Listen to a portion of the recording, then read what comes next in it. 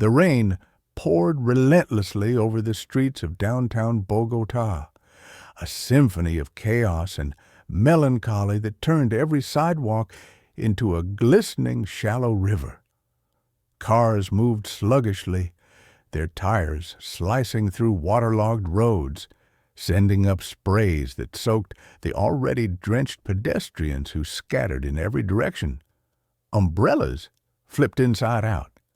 Shopkeepers hastily pulled down shutters. And through the drumming of it all, one figure moved with quiet urgency, a young mother named Esperanza. Her thin gray jacket clung to her like a second skin, drenched through and offering little protection against the cold bite of the storm.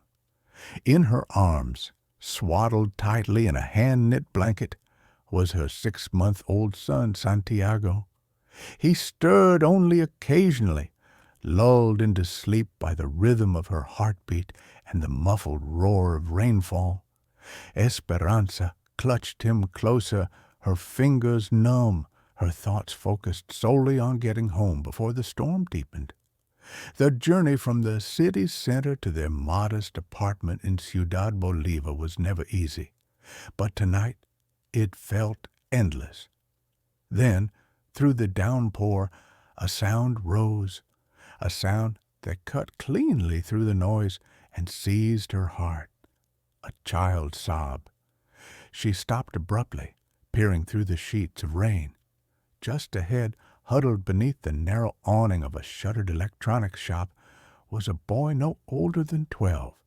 His school uniform, an unmistakably expensive private school ensemble, was soaked through, the fabric clinging to his small frame. His shoes were polished but caked in mud, his hair plastered to his forehead. Tears and rainwater mingled on his cheeks. He looked utterly lost, frightened, abandoned. Without hesitation, Esperanza stepped toward him. Her maternal instinct surged stronger than the cold, stronger than the fear of strangers or consequences. Shifting Santiago to one arm, she knelt beside the boy, her voice low and warm, despite her own trembling. "Hey, sweetheart," she said softly, brushing a strand of wet hair from his face. "Why are you crying?" The boy sniffled, his breath catching as he looked up at her. I don't know where I am," he said, his voice brittle and full of panic. "I got out of the car after I fought with the driver. He left me and I couldn't find my way back." Esperanza's chest tightened. His face, so young, so full of fear, brought back memories she tried daily to forget. Memories of her own childhood, of being overlooked, unheard, unseen. She shrugged off her damp jacket, ignoring the chill that raced through her, and gently draped it over his shaking shoulders. "It's okay," she whispered, rubbing his back as Santiago stirred softly in her arm. "You're safe now. What's your name?" "Mateo," he mumbled. "Well, Mateo," she said with a reassuring smile, "let's get you out of this rain, all right?" She guided him toward a recessed storefront, shielding his small frame with her body as best she could. The cold still gnawed at her skin, but her concern for him eclipsed her own discomfort. "Where are your parents?" she asked. Mateo hesitated, lowering his eyes. "My dad's always working," he said after a pause. "He doesn't even notice when I'm gone." Her heart broke. She knew that kind of loneliness, the ache of being forgotten even when surrounded by people. She had lived it, survived it. Just a few meters away, unseen by them, a man sat rigidly inside a sleek black BMW, watching. Ricardo Mendoza, one of Colombia's wealthiest businessmen, gripped the steering wheel tightly. For the last 30 minutes, he had combed the streets in a panic after receiving a call from Mateo's school. His son had run off yet again, this time slipping past security and vanishing into the city. Now, as he stared through the rain-splattered windshield, Ricardo found him safe, But not alone. A young woman stood beside his son, her face serene despite the storm, her arms full with a baby, and her soul clearly full of compassion. She had given Mateo her only jacket, her warmth, her attention. She knelt on the wet pavement, her long blonde hair soaked, trembling from cold, and yet every ounce of her being was focused on comforting his son. And then she did something that shattered his carefully composed world. She reached into her worn handbag and pulled out a crumpled paper bundle, unfolding it carefully. "Here," she said gently, offering Mateo a slightly cold empanada. "You must be hungry." Mateo's eyes widened. He hesitated, then took the offering with trembling hands, biting into it hungrily. "It's delicious," he said between chews, his voice full of wonder and gratitude. "My mom never cooked for me," he added quietly. The words pierced Esperanza's heart like a blade. She looked at the boy anew, his designer uniform, his polished shoes, the subtle details that marked wealth, and saw through them.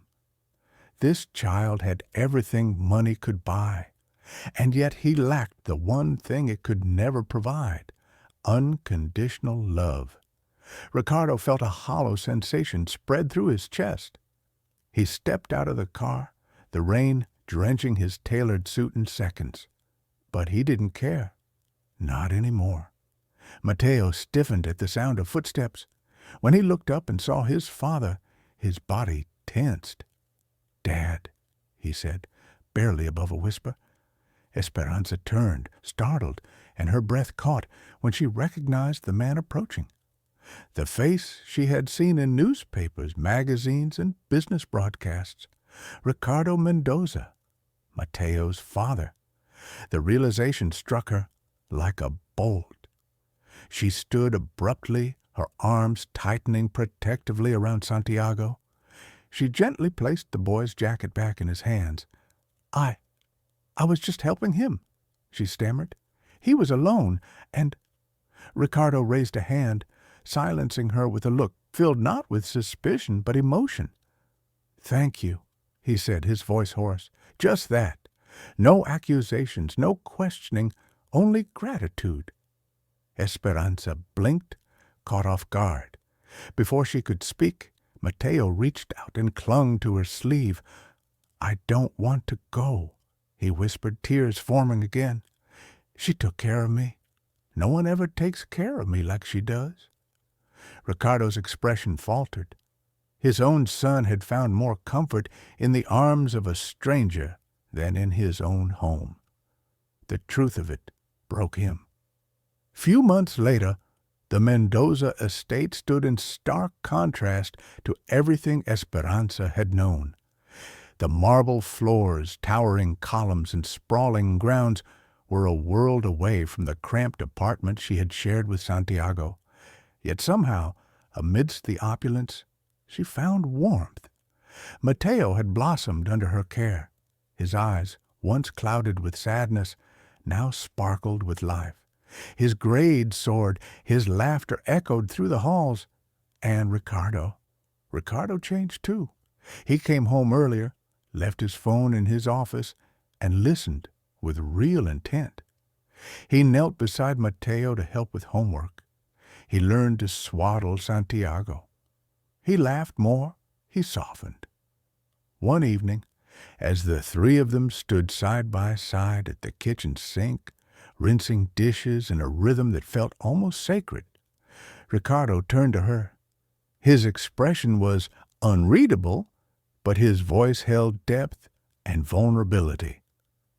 "Esperanza," he said gently, "what would you say if I told you I've fallen in love with you?" She froze, the water slipping from her fingers. Her heart surged with longing and fear. She had dreamed of this, but dreams came with risks.